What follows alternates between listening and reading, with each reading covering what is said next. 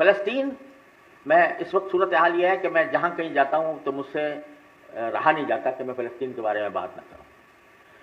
یہ بھی اسی غلامی کا ایک حصہ ہے جس کا میں رونا رو رہا ہوں آپ کے سامنے، کہ اس وقت مجھے بتانے کی ضرورت نہیں، آپ سب جانتے ہیں 38,000 سے زیادہ افراد شہید ہوئے. کل عالمی کورٹ آف جسٹس نے فیصلہ دیا ہے کہ اسرائیل جو ہے وہ بالکل ناجائز ریاست ہے.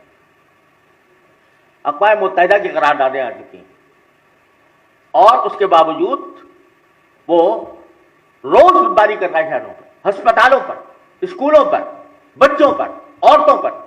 ظلم و ستم کا ایک پہاڑ اس نے توڑ دیا.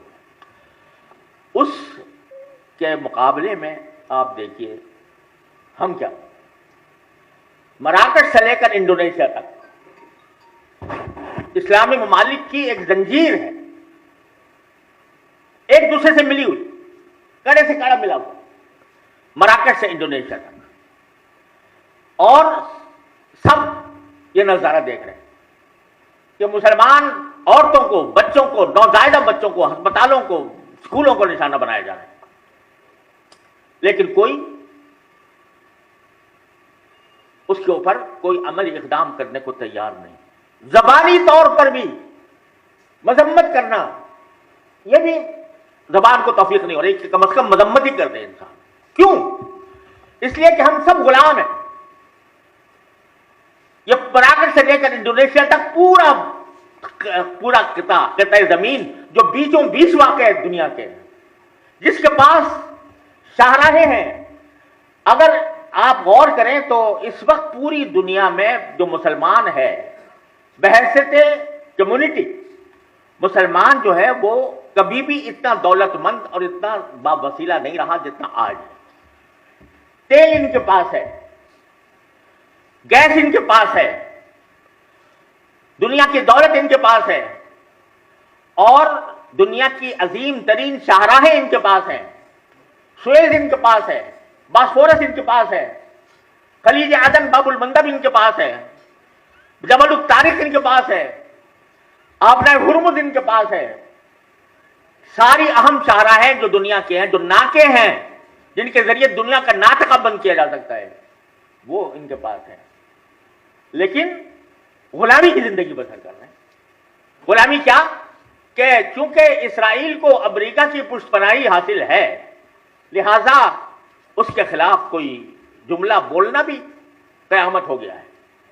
اس کے کوئی مدد کرنا تو درکنار، وہ ایسا ہو گیا جیسے کہ یہ کوئی گناہ کیا جا رہا ہے، کوئی جرم کیا جا رہا ہے. مسلم ملکوں میں ان لوگوں کو پکڑا جا رہا ہے جو فلسطین کی آزادی کا نعرہ لگاتے ہیں. آپ سب حضرات، باقی میں کیا اس کی تفصیل میں جاؤں. یہ کیوں ہو رہا ہے کہ ہم غلام بن گئے ہیں، مغرب کے غلام بن گئے ہیں. اس مغرب کے جس نے ہمیں دھوکہ دے کر تقسیم کیا ہے. یہ خلافت عثمانیہ جو کسی وقت قائم تھی، اس میں اپنی ضرور کچھ نہ کچھ کمزوریاں بھی تھیں، لیکن اس نے، برطانیہ نے، تاریخ اگر آپ پڑھیں تو برطانیہ نے عرب علماء کو یہ بہکایا کہ بھئی یہ ترک لوگوں نے اپنی خلافت قائم کر رکھی ہے، اسلام کے ٹھیکیدار تو آپ ہیں عرب لوگ، لہذا خلافت آپ کی قائم ہونی چاہیے. تو بڑے بڑے علماء، مفتی عبدہو، جمال الدین افغانی اور پتہ نہیں بڑے بڑے جو، وہ اس دھوکے میں آ گئے. انہوں نے کہا آپ ایک مرتبہ ان سے علیحدہ ہوں، ہم آپ کو پوری خلافت قائم کر کے دیں گے، عربی خلافت. وہ وعدہ کیا. وعدہ کرنے کے بعد اس برطانیہ نے جب جنگ عظیم ہوئی، دوسری جنگ عظیم، تو اس میں برطانیہ غالب آ گیا.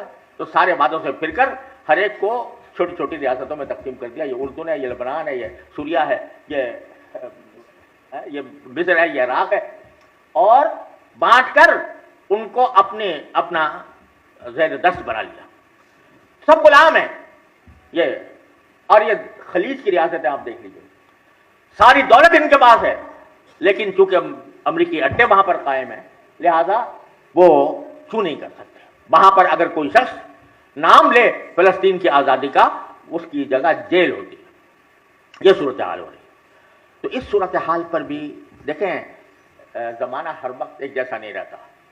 میرا دل یہ کہتا ہے کہ یہ کا گریٹر اسرائیل کا جو منصوبہ ہے وہ مدینہ منورہ تک پہنچتا ہے اور وہ کسی کو نہیں چھوڑے گا.